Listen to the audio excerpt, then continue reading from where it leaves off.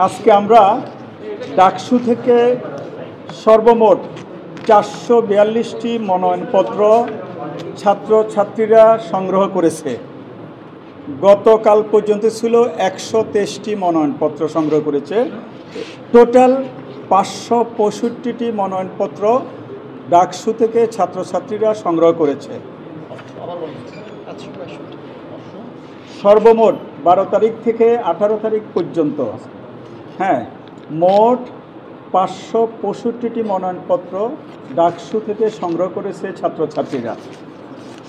অপরদিকে হল থেকে আমরা এইমাত্র হলের হিসাবটা পেয়েছি, সকল হল মিলে 1226টি মনোনয়নপত্র সংগ্রহ করেছে ছাত্রছাত্রীরা।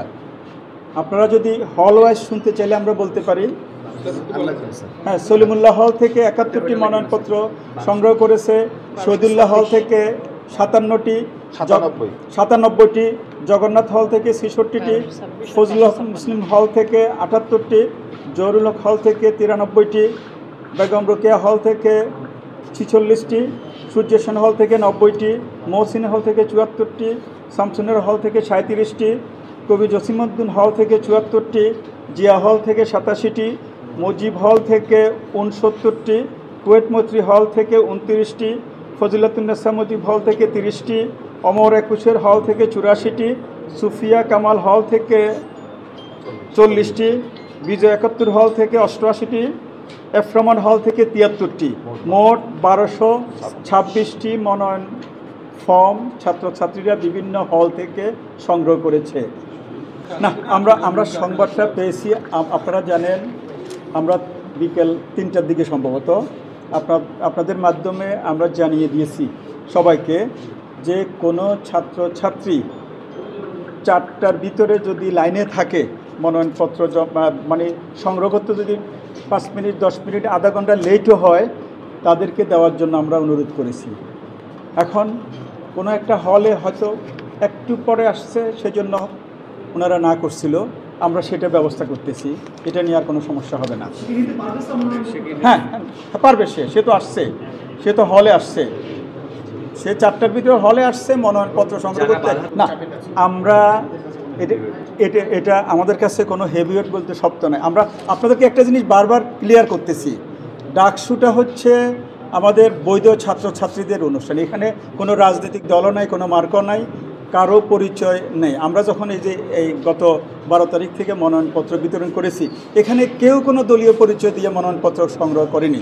তারা শুধুমাত্র আমাদের গঠনতন্ত্র অনুযায়ী যারা ভোটার এবং ছাত্র বৈধ তারাই শুধুমাত্র মনোনয়নপত্র নিয়েছে।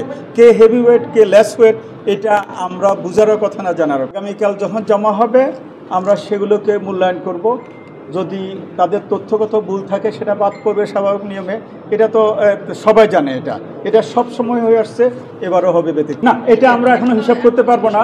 আজকে আপনারা দেখেছেন ওভার ক্রাউডেড ছিল, আমরা গতকাল পর্যন্ত কিছুটা আপনাদেরকে আইডিয়া দিছি, আজকে আর সেই সময়টা ব্যয় করার আমরা সুযোগ পাইনি।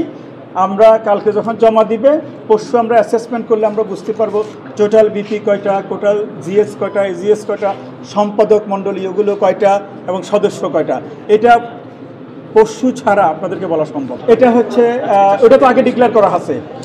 হ্যাঁ, সেটা আবারও বলছি সে ধরেন 3টা লাস্ট টাইম এখন লাইনে আসছে, জমা দিই শেষ করতে পারে না, আমরা নিতে পারি নাই, তা আমরা কি তাকে বের করে দিব? না, সে যদি লাইনে চলে আসে আমরা যতক্ষণ লাগে নিব, এটাই স্বাভাবিক, সারা দুনিয়াতে প্র্যাকটিস এটাই। সে লাইন ধরেছে, 3টা পার হয়ে গেছে, আমরা নিয়ে শেষ করতে পারি নাই, আমরা যতক্ষণ পর্যন্ত শেষ হবে ততক্ষণ থাকবো। কোনটা না, আচরণবিধিতে আমরা এই পর্যন্ত মেজর কোনো ব্যত্যয় আমাদের ছাত্রছাত্রীরা ঘটায়নি।